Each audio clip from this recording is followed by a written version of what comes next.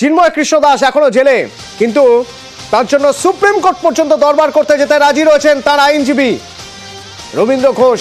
তিনি এখন এদেশে চিকিৎসা করাতে এসেছেন। কেন চিকিৎসা? শারীরিক আর মানসিকভাবে যেভাবে তাকে হেনস্থা হতে হয়েছিল আদালতে, তার চিকিৎসার প্রয়োজন হয়ে পড়েছিল। তাই তিনি ভারতে এসেছেন চিকিৎসা করাতে। আর এখানে এসে আমাদের মুখোমুখি অর্থাৎ নিউজ 18 বাংলার ক্যামেরার সামনে তিনি জানালেন তিনি শেষ পর্যন্ত লড়বেন, এত সহজে হাল ছাড়বেন না, শেষ পর্যন্ত লড়ে যাবেন তিনি। এবং শুধু তাই নয়, তিনি জানালেন যে চিন্ময়ের মুক্তির জন্য ঢাকার সুপ্রিম কোর্টে আবেদন করতে চান। আমি সাহস পেয়েছি, এটা মনে করতে পারেন এই সাহসটা দিচ্ছে আমাকে ভিকটিমরা। আমার তো বয়স প্রায় 74, 75। এখন হয়তো মরে যাবো, একদিন মরতে হবে না, কিন্তু আমি শেষ লড়াইটা করে যাব বলছি। শেষ লড়াইয়ের কথা বলছেন মৃত্যু ভয় নয়, শেষ লড়াই, মেরে ফেললেও লড়াই জারি রাখার হুঙ্কার দিচ্ছেন চিন্ময়ের আইনজীবী। আরেক শ্রেণীর লোক যারা মুসলমানও এখানে ভারতে আসে টাকা পয়সার লোভে, তারা টাকা পয়সা নেওয়ার জন্য বা তারা রোজগার করবে। আপনি কি এগুলো নিজের চোখে সমস্তটা কিছুটা দেখেছি, আমি দেখেছি ভিডিওতে, আপনাকে বলতে পারছি। আমি তো উইটনেস, আমি জানি না আমাকে গেলে খেয়ে মেরে ফেলবে, হয়তো কেউ মারতেও পারে, কিন্তু আমি এটাকে ভয় করছি না। পদ্মাপাড়ে লাগাতার আক্রান্ত সংখ্যালঘুরা বলছেন, চিন্ময় কৃষ্ণ দাসের আইনজীবী বলছেন আদালতেও সংখ্যালঘু নির্যাতনের প্রমাণ তিনি পেশ করেছেন।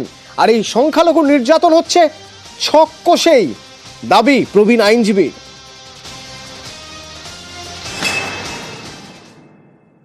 ভাঙচুরের তো এরকম অনেক হয়েছে, আর বিশেষ করে যে সংখ্যালঘু লোকদের উপরে হচ্ছে সেটা আমি প্রমাণ করে দিয়েছি সরকারকে। ফ্যাক্ট ফাইন্ডিং এ সবগুলো উঠে আসছে যে how the minority communities have been torture, intimidated. নির্বিচারে অত্যাচার করা হচ্ছে এবং তারপরেও জাস্টিস মিলছে না। তাই ভয়ের একটা জায়গা তৈরি হয়েছে। সেই ভয়ের পরিবেশ থেকে বাঁচতে ভারতে আশ্রয় খুঁজছেন অনেক বাংলাদেশি, কিন্তু বাংলাদেশ সরকার ভিসা দিচ্ছে না, আর তাই ভারতে অনুপ্রবেশ বাড়ছে। কিভাবে বলছেন একথা বলছেন কারণ তিনি দাবি করছেন যে বাংলাদেশের 64টি জেলার ফিল্ড সার্ভে থেকে এই তথ্য মিলেছে।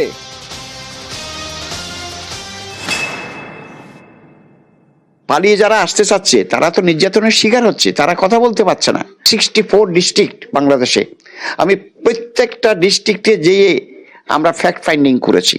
Is there any process? তাদের তো ভিসা নাই, তার ভিসা ছাড়া কি করে অনেকে চুরি করে পালিয়ে আসে, ধরা পড়েছে। সরকার যদি রিমেডি দিতে পারতো, তার বিচার করতে পারতো, তাইলে ওরা আসতো না।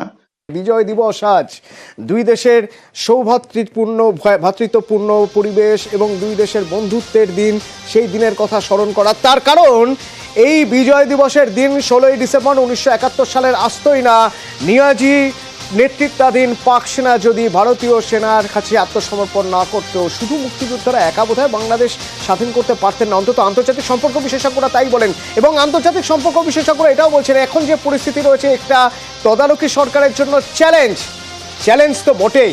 আর সেই জন্যই মোহাম্মদ ইউনূসের তদারকি সরকার তারা এবার ভোট ঘোষণা করে দিচ্ছেন।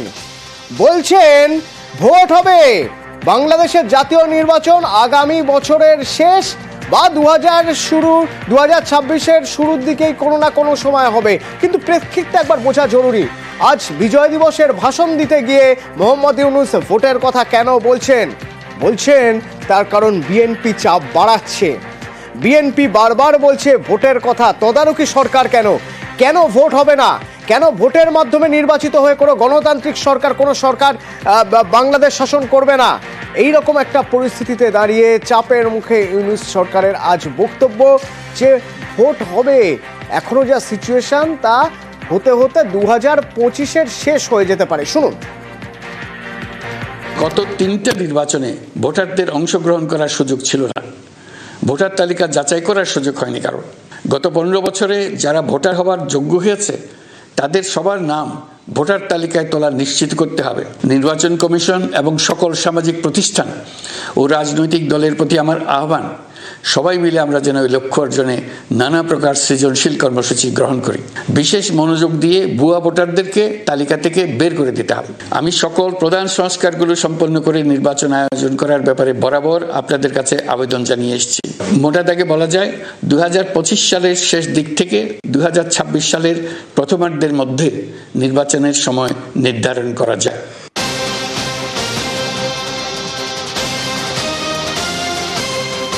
অনেক দিন তো হলো তদারকি সরকারের, এখনো কেন ভোট ঘোষণা হচ্ছে না? বিএনপি বারবার এই কথা বলার পর আজ যখন একটা সময় বেঁধে দেওয়া হলো যে হ্যাঁ 2025-এর শেষের দিকে বা 2026-এর শুরুতে হয়তো ভোট হতে পারে, সেরকম একটা পরিস্থিতি তৈরি হচ্ছে, তখন বিএনপি কি বলছে শুনুন।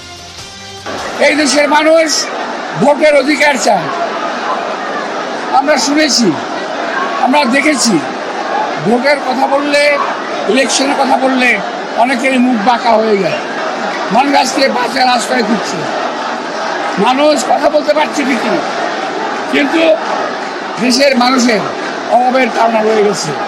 যতক্ষণ পর্যন্ত নির্বাচিত সরকার না আসবে ততদিন পর্যন্ত এই সমস্যার কোনো সমাধান হবে না। তাই আমরা চাই এই সরকার এক রোডম্যাপ ঘোষণা করুক। একজন উপদেষ্টা কয়েকদিন আগে বলেছেন, আমি তার জবাব দিতে চাই না, যে 53 বছর রাজনৈতিক নেতৃবৃন্দ কি করেছে। আমরা বলতে চাই আপনি রাজনীতি করেন না, সুতরাং রাজনৈতিক ব্যক্তিত্ব সম্পর্কে একটু দয়া করে সম্মান নিয়ে কথা বলবেন।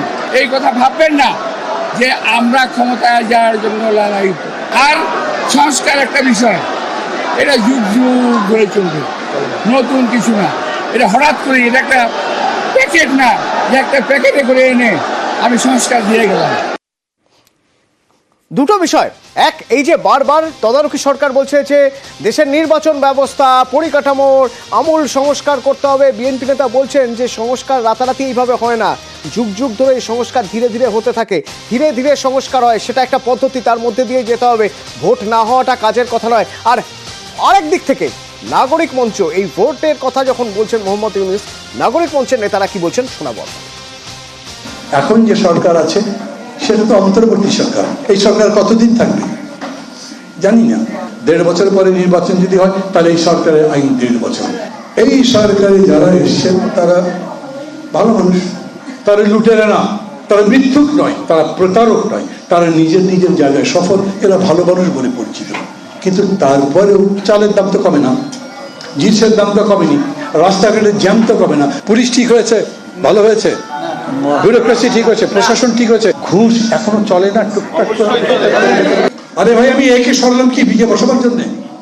আমি এক চোর বদলে আরেক চোরকে বসাবার জন্য কাজ করেছি। যে দেশ চালায়নি, দেশ সম্পর্কে জানে না, যে মানুষ সম্পর্কে জানে না, সে দেশের ভালো করবে কিরকম করে? অতএব এই সরকার ভালো মানুষ কিন্তু কাজের মানুষ নয়। অত্যন্ত গুরুত্বপূর্ণ, ভালো মানুষ কিন্তু কাজের মানুষ নয়। কিন্তু ইউনূস সরকারেরও কিছু তাগিদ রয়েছে এটা বোঝানোর, যে গণ অভ্যুত্থানের মাধ্যমে যে তদারকি সরকার তৈরি হয়েছে, সেই তদারকি সরকার অন্তত আগের সরকারের থেকে ভালো। মোহাম্মদ ইউনূসের কথায় তো বারবার সে কথাই উঠে আসছে, ফ্যাসিস্ট সরকার বলছেন হাসিনা সরকারকে, বলছেন এর আগে 3 বার তো সাধারণ নির্বাচনের নামে প্রহসন হয়েছে, হাসিনা সরকার ফ্যাসিস্ট সরকার ছিল বলছেন মোহাম্মদ ইউনূস। ফ্যাসিবাদী সরকার দেশের অর্থনীতিকে ভেঙে দিয়ে গেছে, এটা সবাই বুঝতে পারছিল, কিন্তু অর্থনীতিকে কি পরিমাণ ধ্বংসস্তূপে পরিণত করে দিয়ে গেছে তার পরিমাপ সম্বন্ধে কোনো ধারণা করতে পারছিল না। শ্বেতপত্র প্রণয়ন কমিটি হিসেব নিকেশ করে এর পরিমাণ বের করে দিয়েছে। দিন দুপুরে সকলের সামনে থেকে হাজার হাজার কোটি টাকা ব্যাংক থেকে পাচার করে নিয়ে গেছে। কেউ বলার ছিল না, কেউ দেখার ছিল না। বিশাল বিশাল প্রকল্প নেওয়া হয়েছে ঋণের টাকায়। দেশে এমন ধরনের পোষ্যতোষী পুঁজিবাদ তৈরি করা হয়েছিল যার সুবিধাভোগী ছিল স্বৈরাচার ও তার সহযোগীরা। পাচার করা এই টাকা আপনাদেরই টাকা, তারা প্রকাশ্যে আপনাদের কষ্টার্জিত টাকা লুট করে বিদেশে ভোগবিলাসে ব্যয় করছে।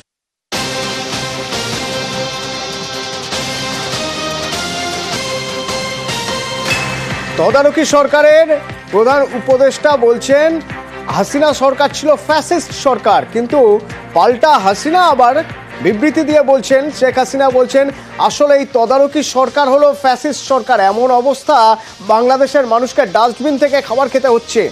দেশি বিদেশি ষড়যন্ত্রের মাধ্যমে দেশবিরোধী গোষ্ঠী অবৈধ অসাংবিধানিকভাবে রাষ্ট্র ক্ষমতা দখল করে। ফ্যাসিস্ট ইউনুসের নেতৃত্বে অগণতান্ত্রিক এই গোষ্ঠীর জনগণের প্রতি কোনো দায়বদ্ধতা নেই। তাদের প্রধান লক্ষ্য মুক্তিযুদ্ধের চেতনা ও মুক্তিযুদ্ধের পক্ষের শক্তির বিরুদ্ধে বিষোদ্গার করা, তাদের কণ্ঠরোধ করা। লিখছেন শেখ হাসিনা, বলছেন ক্ষমতা দখল করে সকল জনকল্যাণমুখী কাজকে বাধাগ্রস্ত করছে। দ্রব্যমূল্যের ঊর্ধ্বগতির কষাঘাতে জর্জরিত দেশের মানুষ, ক্ষুধার্ত মানুষ ডাস্টবিন থেকে খাবার তুলে খাচ্ছে। এভাবেই ইউনূস সরকারকে বা তদারকি সরকারকে বিঁধলেন শেখ হাসিনা।